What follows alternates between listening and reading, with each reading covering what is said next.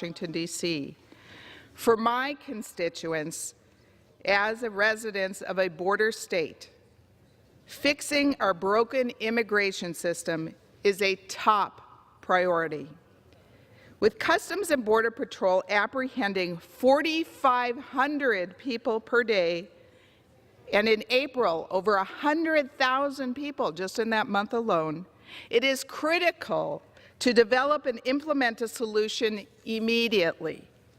As a member on the Homeland Security Committee, the Judiciary Subcommittee on Immigration, and the House Rules Committee, I stand ready to work with my colleagues, Democrats and Republicans, to develop real solutions to our immigration crisis. Unfortunately, with the bill and the rule before us today, it is evident that the majority has no intention of advancing consensus legislation to fix our broken immigration system. The bill advances a series of what I believe are flawed policies, and as the bill worked its way through the committee process, the majority denied reasonable amendments to improve the bill. And the rule, passed in a party line vote, very partisan bill, by the Rules Committee, does not allow for amendments to be considered by this body as a whole at all. It is a closed rule. Democrats have framed this bill as a solution for recipients of Deferred Action for Childhood Arrival Program, or DACA. Laudable goal. And in fact, last night in Rules Committee, the chairman said, oh, it's only designed for a small group of people, the DACA recipients. Well, that's just not true. In fact, the American people should know what this bill really does. It provides green cards and thus a special path to citizenship to millions of illegal aliens, whether they are current recipients of DACA or not. Unlike Obama's executive order on DACA that allowed people that have been living in the U.S. illegally, this bill allows people who have been living in the United States illegally for 40 years, decades, to get a special path of citizenship. That's not what President Obama's DACA program did. It places the interests of those who violated U.S. immigration laws above the interests of those who have been waiting and waiting to enter this country legally. It provides amnesty, and it will only incentivize further illegal immigration. The American people should also know what this bill fails to do. It does nothing to provide the men and women protecting our border with the resources they need to keep our country safe. It does nothing to fix the de facto system of catch and release.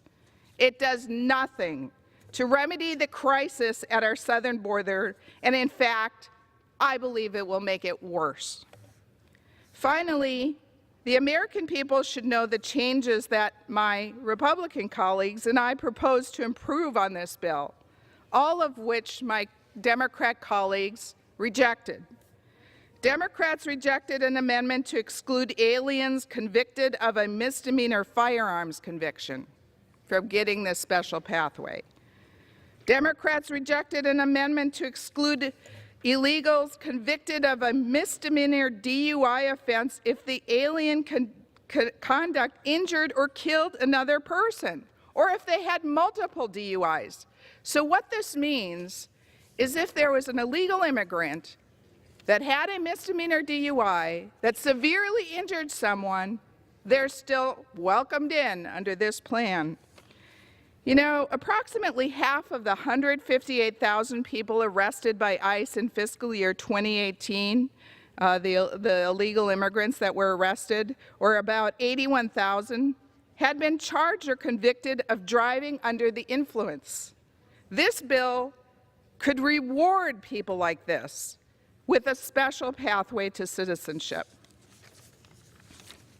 Democrats also rejected an amendment to make gang members ineligible for benefits under this bill.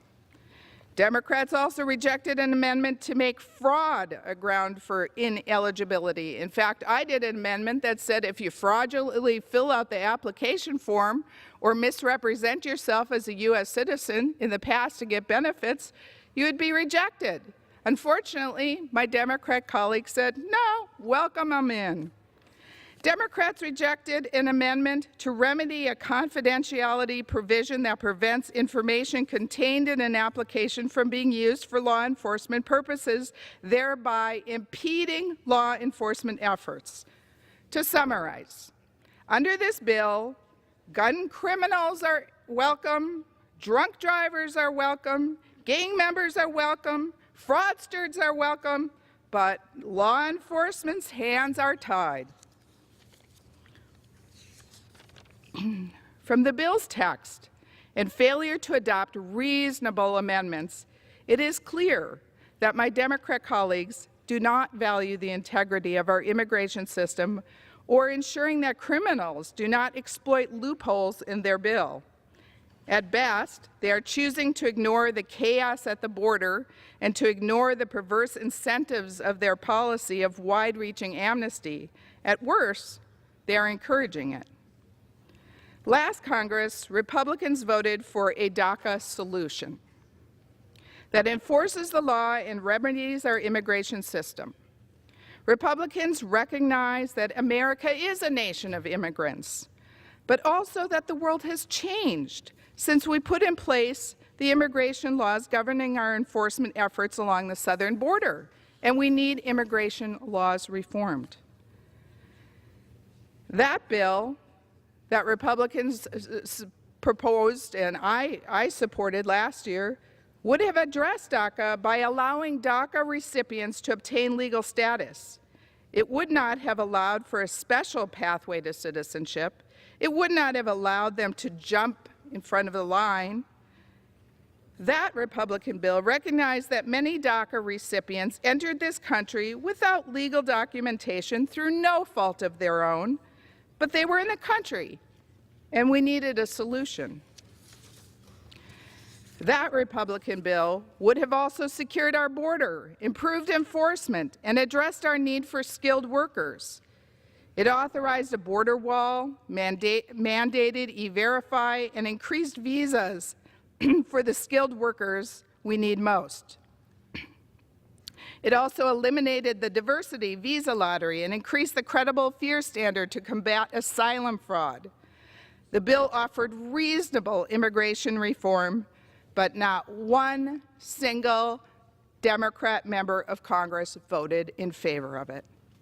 Instead, today, my Democrat colleagues are advancing a bill that offers no reforms to the legal immigration system, no border security, no solutions for the humanitarian crisis that's happening each and every day at our border, and it comes with a $35 billion, with a B, billion-dollar price tag. The crisis on our southern border is real and substantial, with Customs and Border Patrol apprehending an average of 4,500 people per day on the southern border. Border Patrol facilities are beyond capacity. Immigration and Customs enforcement facilities are full. The number of people apprehended in the past 7 months has already surpassed any year since 2009. At this rate, CBP will apprehend over 1.64 million people in just 1 year. That is more than the last recorded official population of the city of Phoenix. We must develop and implement a solution to the crisis at our southern border immediately. Instead, we have before us a partisan bill to provide amnesty to millions of people and to incentivize countless more to cross our border illegally. This bill has no chance of being taken up by the U.S. Senate or signed by the President. The majority's inaction to the crisis at our southern border is absolutely unacceptable. Speaker Pelosi and the Democrat leadership refuse to even fund the extra funding for the humanitarian crisis that would help the children and the